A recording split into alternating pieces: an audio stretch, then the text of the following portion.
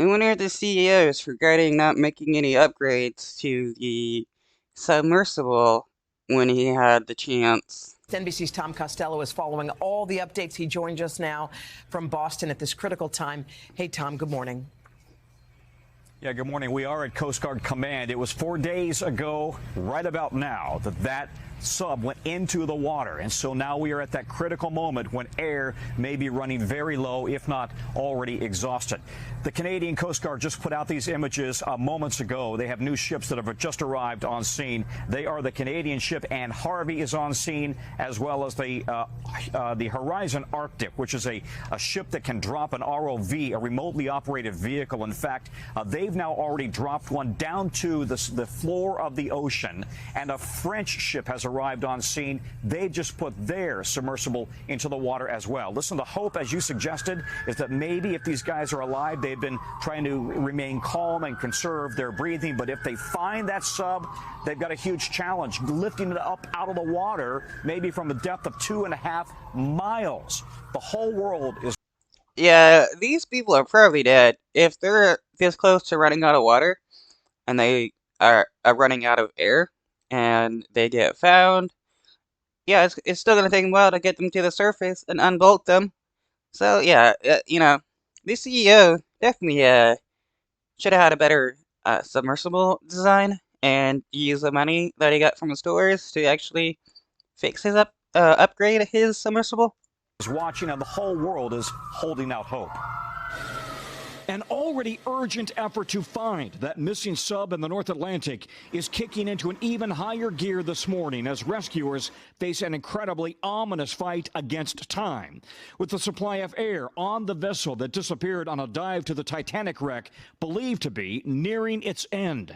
Still, the Coast Guard and others are not slowing their efforts. Additional resources coming in by air and sea overnight and throughout the day. This is a search and rescue mission, 100%. We'll continue to put every available asset that we have. On Wednesday, Canadian air crews who dropped sonar buoys into the water reported once again hearing unusual noises in the water, which some said sounded like banging.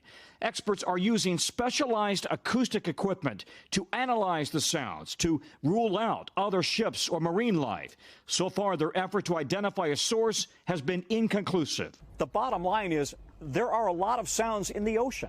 That's right. The needle in the haystack is to separate that signal that they want to hear from all the other sounds that are happening there. Now, video is emerging captured by a crew member on board the sub's mothership, showing, she says, the moments the submersible began its descent. For family and friends of the 5 people aboard that sub owned by Ocean Gate and dubbed Titan, it's been an especially stressful time. I'm in a state of shock at the moment. In Pakistan, Muhammad Hashim says he's had a tough time sleeping. His longtime friend, Shahzada Dawood, and Dawood's son, Suleiman, are still down there. He was very adventurous, but from inside, he was a very soft, kind, and very selfless kind of a person. Titan lost contact on Sunday during what should have been another submersible journey to the Titanic's resting place. Discovery's Josh Gates went inside the sub during a test phase in 2021, filming for his show Expedition Unknown. There are aspects of the sub's design that are incredibly impressive. But he says ultimately they scrapped plans to do an episode going all the way down to Titanic. You know, we had issues with thruster control. We had issues with the computers aboard. We had issues with comms. I just felt So many issues, and this was 2021, and the guy couldn't use any of the money he was getting from his previous tours to make his submersible better. Wow. felt as though the sub needed more time and it needed more testing, frankly. Back here at Coast Guard Command, where they are very much in an intense search and rescue operation stage. Not anything else, they emphasize, search and rescue. We should mention it's not just running out of air that's a risk. Carbon dioxide levels could potentially be rising inside that sub. That could create a very toxic situation. Hypothermia at that depth and the cold.